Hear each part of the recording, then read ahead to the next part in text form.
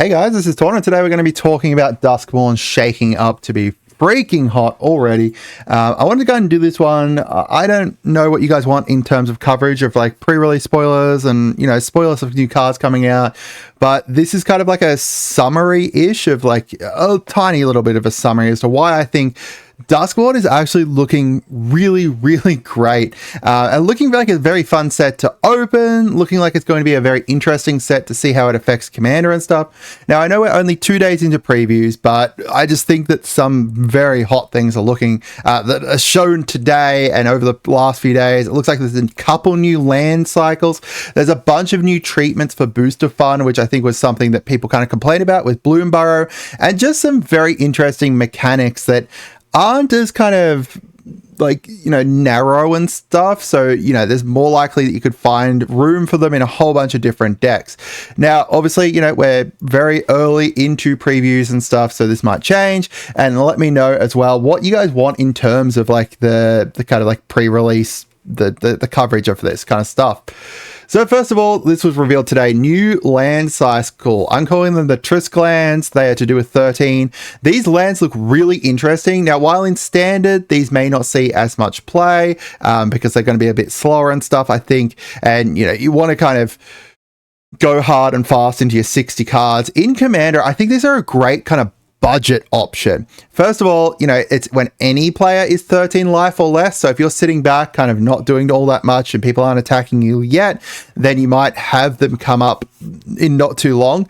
They are common, which is the most important part. They are common. They show up in 50% of the boosters, like the set boosters and play boosters, and therefore they're going to be a very, very cheap land cycle. They are also the first common dual lands that are going to enter untapped as far as I'm aware. So while they are kind of dictated around that kind of 13 life or less, they are common, which again, very cheap, enter untapped. They're not going to be anywhere near like the Surveil lands or anything like that from MKM, but they are going to be great in my opinion. Now, all of them have these really cool like flavor texts as well. They all like urban myths. So like, let's say the Bleeding Woods here, they say if someone lies down to sleep beneath the trees in the morning, nothing will remain but a few scattered bones and a bed of blood red lilies. That's just so cool. I love it. So these are all like a kind of big land cycle, all common. 50% of play boosters are going to have them. I love it. I think that is great. I think it's going to have a very interesting effect on limited. I think that they are going to be a great cheap option for commander decks. If you're looking to upgrade your commander deck for cheap or, start a new deck, these are going to be great. But that leads us to the next thing. It looks like there's also going to be there is going to be a new rare land cycle, but to me, I think it's going to be a new fetch land cycle. So based off of the number crunch and stuff off of these and where the basics are, it's likely there's only going to be 5 of them. But if you have a look at them, we've got a Flood Farm Verge here, very easily either green, blue, or white, blue, I guess. And then Gloom Lake Verge here, or maybe this is like green, blue. I don't know. I don't know exactly what combinations they're going to do with them. Maybe this is blue, white. Maybe this is black, white, blue, green. Maybe. I don't know. What color combinations do you guys think these are going to be? But either way, looking at them, this is the only other land with Verge at the last bit of it, right? Now, Crossen Verge, I believe, is like a part of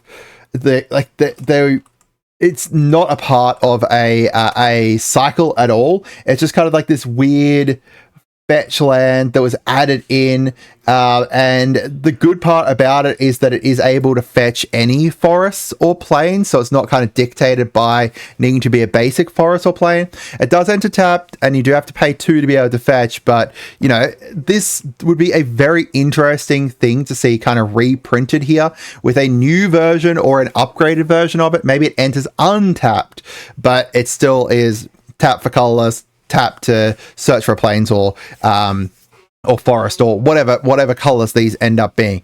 I don't know. I really like these. I think these are really cool. Let me know. Maybe this is probably blue black. This is white green. Maybe, I don't know. There's water.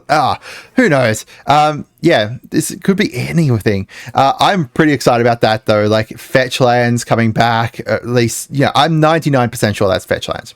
All right, the next part here is the booster fun, which I think is one big thing that people were complaining about Bloomburrow. I know my friend Jack John Jackson was complaining about Bloomburrow.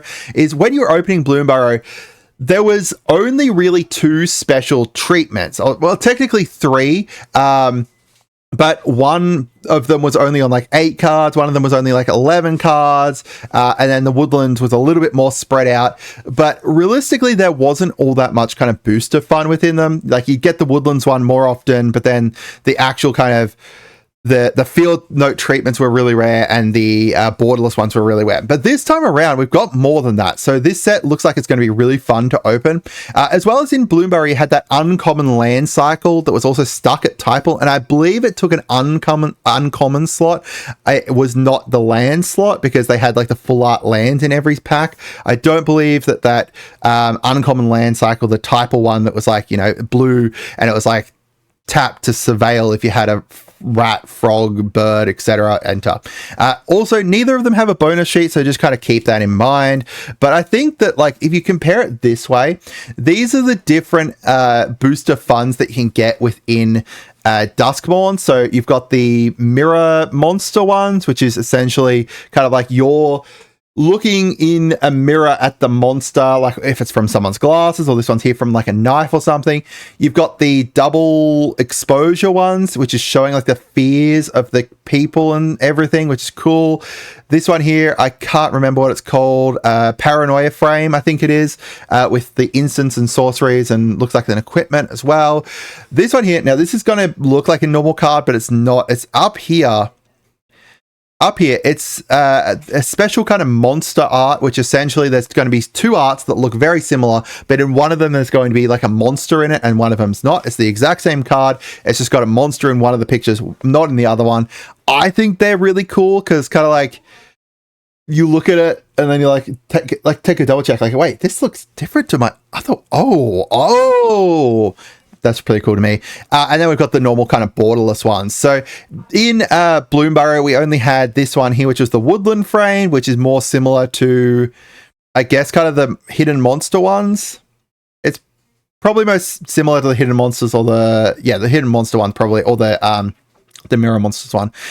We've got the field treatment, which was only on legendaries, so that's more similar to this, and then this one here. So we've essentially got like 2 extra cool different things. I'm pretty excited about that. I think that's cool, as well as the lands. I think the lands is a very interesting thing that's going to shake things up a bit and be fun to kind of open and be like, okay, look, I've got a red green Trisk land, so now it can go into like my Yuma deck or whatever. There's also just a lot of cards for so many different decks. So the rooms, for example, they can fit into any deck. They're just like modal enchants, which we'll get to in a minute. We've got survival, which can fit into any deck that's tapping creatures, like convoke decks, or we had in LCI, the white creatures were around like tapping and stuff and doing stuff when they got tapped. That's essentially what this does.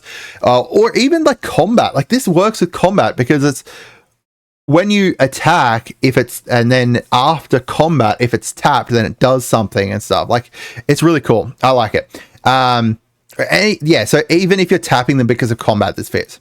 We've got Eerie, which is just upgraded constellation, so that's going to fit into all your enchant decks. Impending, which is not really tied to any deck. Essentially, the impending creatures could go into any deck. Delirium for your graveyard decks. The only one that really can't fit into a lot of decks is Manifest Dread, because that is around Manifest and everything. It could potentially fit into like graveyard decks, I guess, because it's kind of like Surveil, put one onto the battlefield, one into the graveyard, maybe, but you still got to be able to flip it, so it's going to be harder to. One thing I also didn't mention back here with this is the new Nyx frames.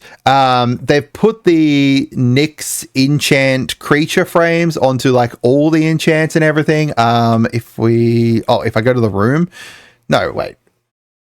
I can't remember which one that shows up on, but oh no, maybe it's not this one. That's later on. That's in Foundations. Ignore that.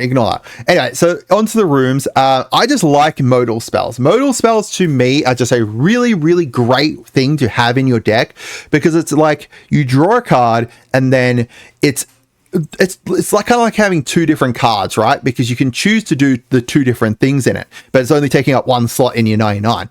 Modal permanents as well are just a very interesting, and I love the idea.